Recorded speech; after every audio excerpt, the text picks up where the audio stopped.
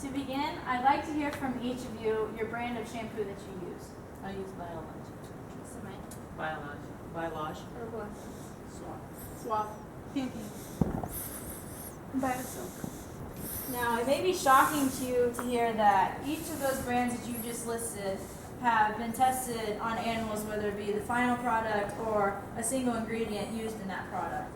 And what I'm going over is cosmetic testing on animals, which would include anything from hair products like hairspray, shampoo, conditioner, to lipstick, eyeliner, and then even encompasses like toothpaste and mouthwashes and just lotions that you may use just for daily care.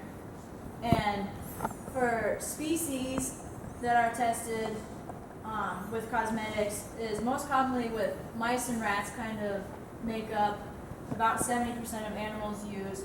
And then following that is rabbits, and then in some rare cases they actually do test on cats and dogs with like shampoos and conditioners.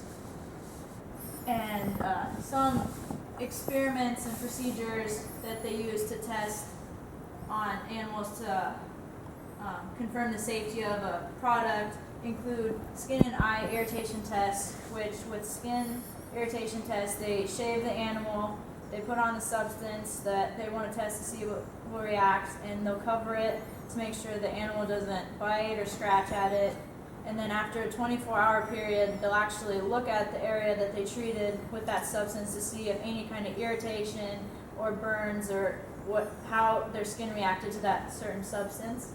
And with eye irritation tests, you can see the picture I have above is they'll place a rabbit in like a restraint so they can't move, and then even in that restraint, sometimes the rabbits will be struggling and wriggling so much that they actually break their necks before they even are treated with the substance, which in my opinion, I don't know if that's kind of bad luck or good luck, because like would you rather, go through the experiment and have that burning, irritation, and actually blindness in your eyes, or break your neck in the process. So either way, I see it as kind of a lose-lose situation for those animals.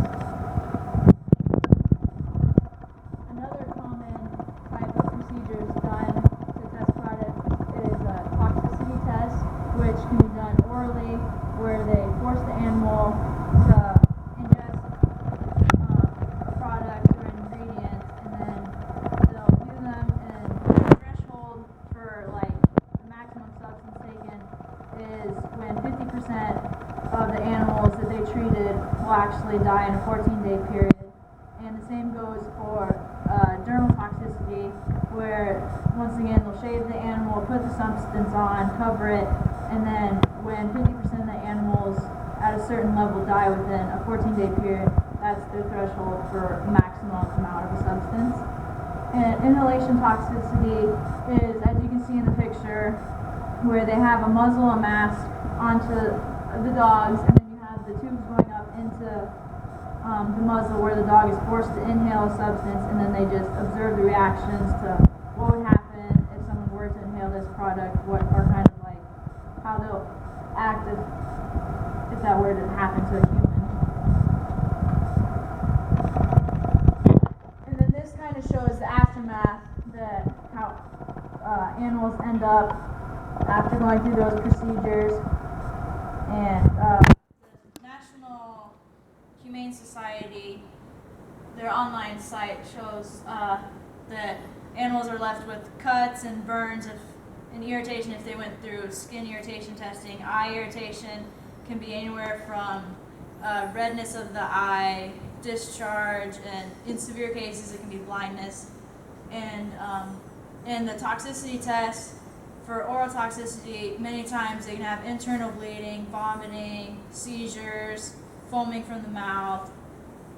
And the eye test, like I said before, all of them, the animals, end up in pretty bad shape, and most of the times, more than not, the animal is euthanized by either breaking their neck or being decapitated. So either way, they'll either be left in a severe condition where they can't live out a healthy lifestyle, or they just are disposed of in whatever manner.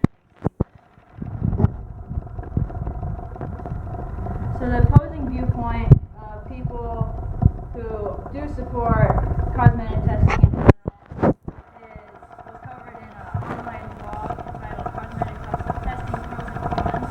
And they say it's better to do on animals because it's safer. They'd rather see a rabbit be blind or a rat have skin irritation than have the same condition after using a product. And they find it convenient to use rats and rabbits since the reproduction rate is fast. They have large litters, so you always have on hand a lot of prospects, experiment and see what reacts and what doesn't. And then also, from a marketing standpoint, they feel that it gives them an edge over competition, knowing that their product was testing on animals. They know what substances will react badly, what works, what doesn't. And then it also, as a consumer, some consumers feel like having that kind of security. They know, well, it's been tested on animals, so I know that they've seen how it reacts. They know what's going to happen, so it should be safe for me to use. And then in rebuttal to that is it may be safer to use on animals, but with rats and rabbits, they're never going to be 100% compatible to biology of a human. So even if a rat may react to a chemical, they might not react to a chemical, that's still not 100% certainty compared to if a human was to use the same product in the same manner. So using animals may be all we have right now, but by using that opposed to an alternative, you're never going to get 100% certainty with how a human will react versus a rat or a rabbit.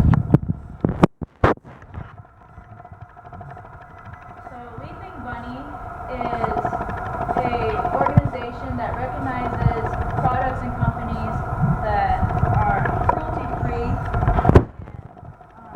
Their online site that's called Go Cruelty Free gives you a list of all the different brands. So if you're ever curious as, does this brand, has this been tested, has it not? They have a list that you can go under and see which are tested on animals and which are cruelty-free.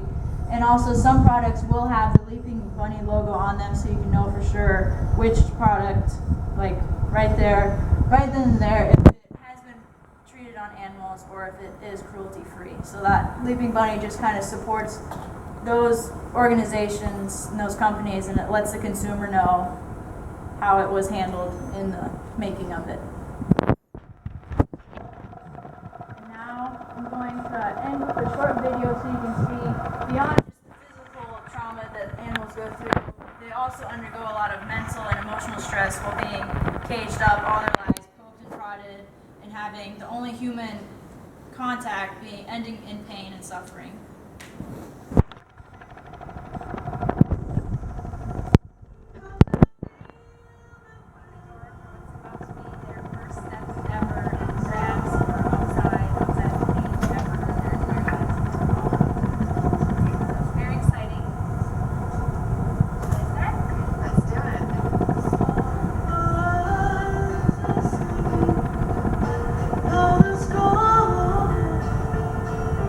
You can kind of see any normal dog, that's lived a happy, healthy life, would instantly see that door open and go flying out to go play. But with these animals, being cooped up 24/7, they're afraid, they don't know. Every time they go out of the cage, they're going through another procedure and experiment. So, where they feel safe is in that crate. And you can really tell it's taking a toll on them mentally and emotionally.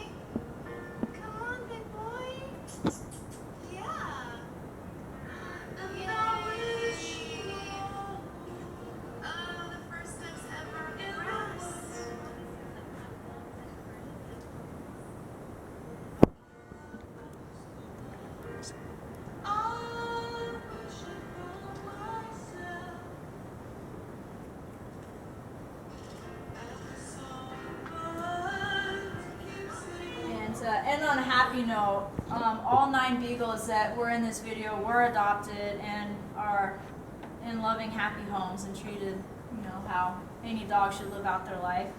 So with that said, I hope that with what you've seen and heard from me, that next time you're shopping down the cosmetic aisle, you'll take the extra minute or two to look at the product, see if it does have the Leaping Bunny logo, so you'll know whether or not that was tested on animals.